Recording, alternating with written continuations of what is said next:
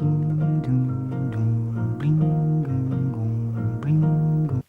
afternoon, guys. It's our last edition for this year, and this week we had a teacher from Canada, University of Ottawa, Benoit Seguin, and now we are ready for our short talk, but I hope it will be interesting. Good afternoon, Professor. First question I wanted to ask you, about your sport experiences. I know that you're not only teaching; you had a lot of work in professional sports, sports management, and however, you have some interesting stories to tell us because already during the classes you share some interesting experiences. Probably have more. Well, I started my sport career because of the Olympic Games in Montreal in 1976 when I was young, very young. But, when you think about how the Olympics impact people and encourage people to do sports, I guess I'm an example of that, and many of my friends as well, because we were really touched by the Olympic Games, and, they built these big facilities, and one of the facility was a pool with a 10-meter platform, and that's how I got into sports, into the sport of diving. Prior to that, just like many kids before, I was playing hockey, ice hockey, and baseball in the summer. But the Olympics brought new opportunities, and I did diving for about 10 years, and it brought me to the United States, where I did my bachelor degree, where I discovered sport management as a potential career. So that's basically, got involved. And once you do a sport management degree, I did my master's, and I wasn't sure what I would do with my life with that degree. And one of the things I was thinking of was coaching, because I actually coached for 3 years while doing my master's program. And that's why, some stories came out, because after doing my master's, I worked for 6 years as marketing director for aquatic sports, for diving and then synchronized swimming, and helped with some of the other aquatic sports as well. So I did that, and my job was basically to get sponsors, as many sponsors as we could at the time, and also deal with television when they broadcast the events. I was the person responsible to manage and deal with the television and the sponsors together. And because sports, especially sports like diving and aquatic sports are not big sports, you kind of work on other stuff, so marketing, and then also on communications, on programs, on coaching. So you kind of touch, so you get I think a great opportunity to learn how sports management actually work. So then I decided to go back to university and did my PhD in specifically on Olympic marketing, and looking, as many of the students know, ambush marketing was what I did. And still to this day, I'm still interested in anything that touches the marketing of the Olympics. Okay, talking about your sport experiences, could you describe what you feel when you go to this trampoline, 10 meters, and then you dive? Well, that's really, when people ask, so what do you miss for diving? And as time goes on, I kind of forget about, but, you miss the adrenaline, of creating or trying a new dive when you know that, you're on top of the 10 meter and you're throwing yourself, and you're hoping that, the skills that you've learned as you went through will get you to land on your head and not on your stomach or on your back. But the feeling is really, it's a rush of really of adrenaline and excitement and fear at the same time, and that's why there's a high level of excitement, is because of the fear of maybe if you miss, there's that element of risk, and that's what I miss from diving. Yeah. And for example, we visited some ski trampoline, and the guys who are working there, they told us that you need 1,000 or even some thousand of jumps to be able to compete. So, do you have any requirements like that to dive? Like, and do you feel the same? Your first dive, second dive, like you don't feel more comfortable and more easy after that, or it's like every dive for you, you always need to push yourself, like to be strict? That's a good question. I mean, like these types of sports is repetition. You have to do it over and over and over. And in diving, we do trampoline, and we do the trampoline. They put like a belt and a harness so that you can practice your dive before going into the pool. And even some pools now also have safety, that you can put in a harness, and they pull you, and so that reduce the risk.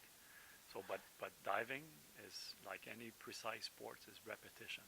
That's the only way to really get better, and learning how to spot the water where you are when you're spinning, 3, 4 somersault, being able to know where you are in the environment.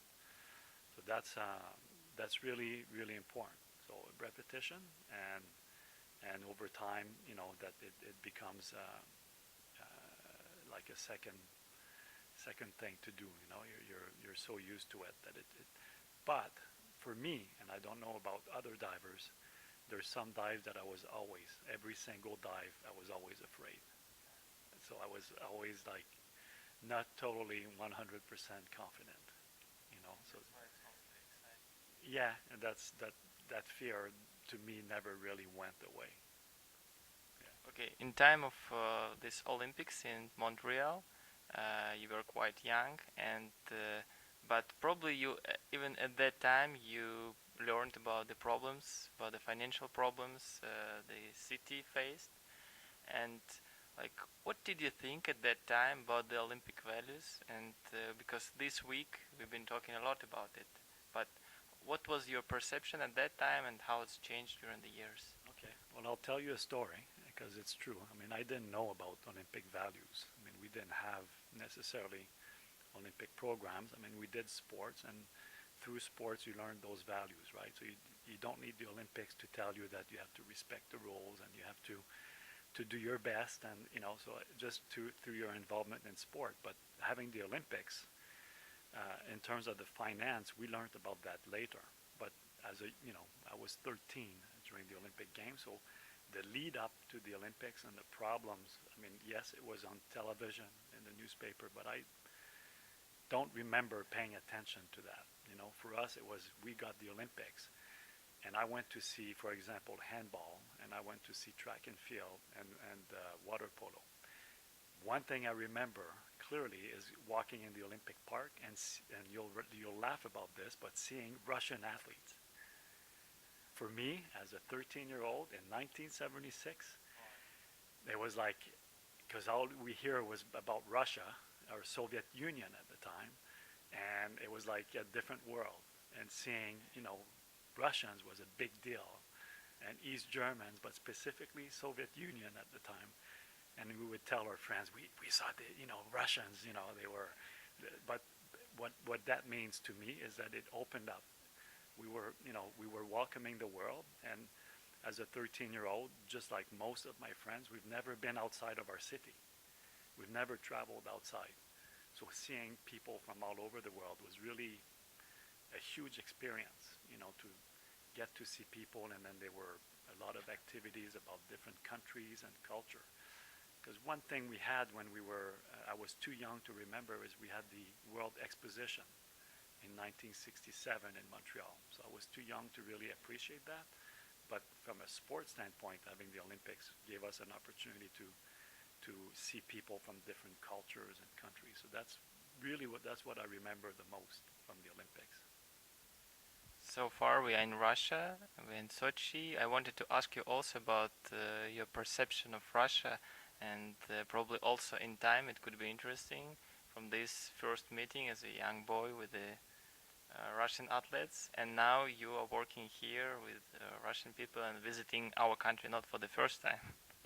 Yeah, I mean, as a 13-year-old, yes, I got to see and welcome, and we didn't talk to the Russians, but we looked at them all the time. And as an athlete, then I started competing, and on the diving, and then I got to travel and go to East Germany and compete against the Russians and other countries. So I got to know a little bit more about them and about the culture. But coming here was still a great experience. Coming just before the 2014 Olympics.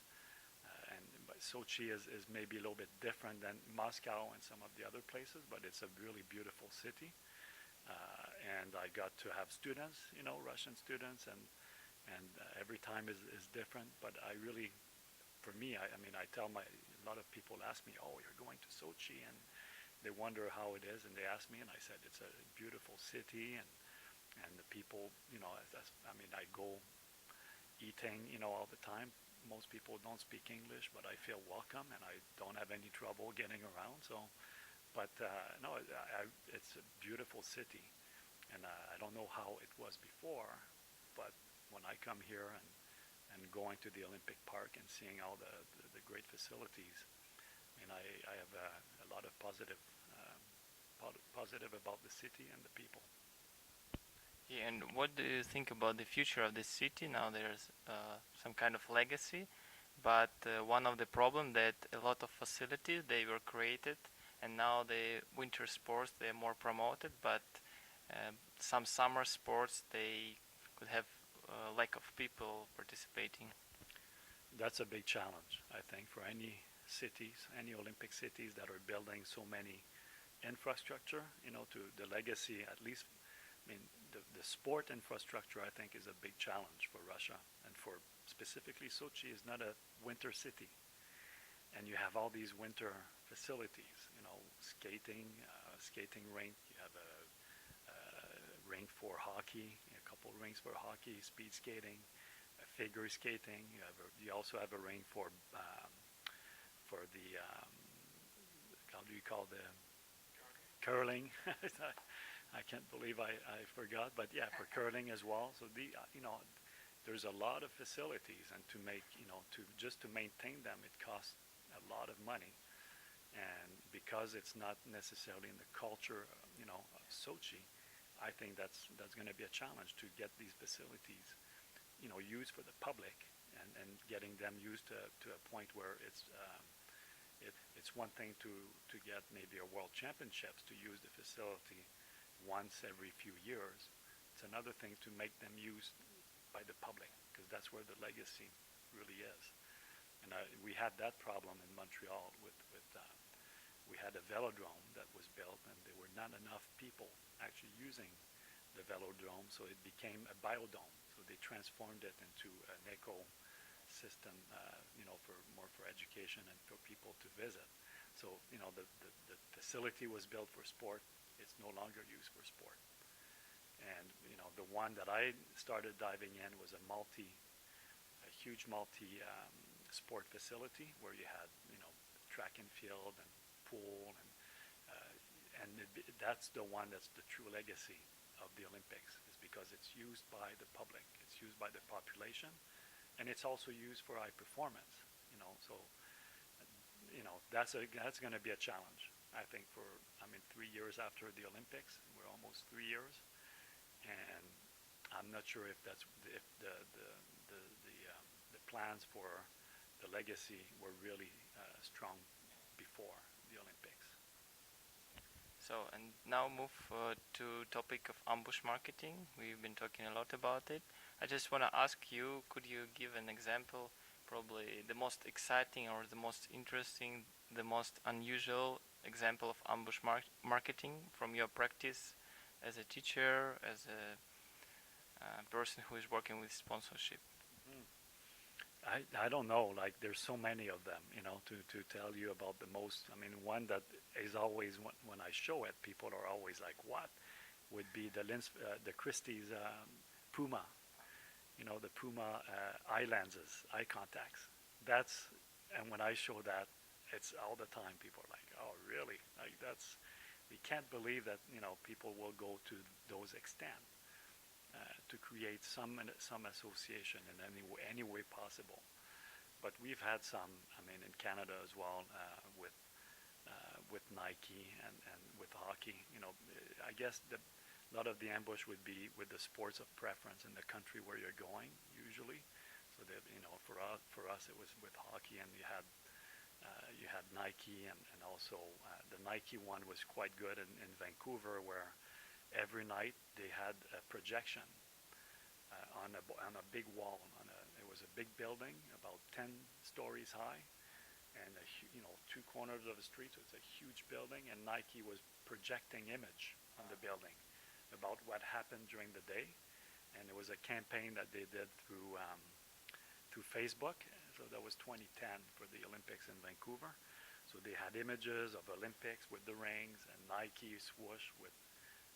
They would have someone on Facebook that would have given the day's particular theme. So every day they had a different theme, and they had this projection on the wall, and people were taking pictures because it was so huge, and it cost nothing. All you have is it's like a PowerPoint, a projection on the wall. It's very effective. It's huge, and it's through a social media campaign through Facebook and getting consumers engaged. And if they're told to stop, they don't have any inventory. They just stop. But because of city bylaws, we're not requiring them to stop, but they had to pay a fee. So at the end of every day, they had to pay, let's say, about $1,000, because the bylaws in the city restricts the size of an advertising, for example. Very effective, creative, but with very little investment, to do it.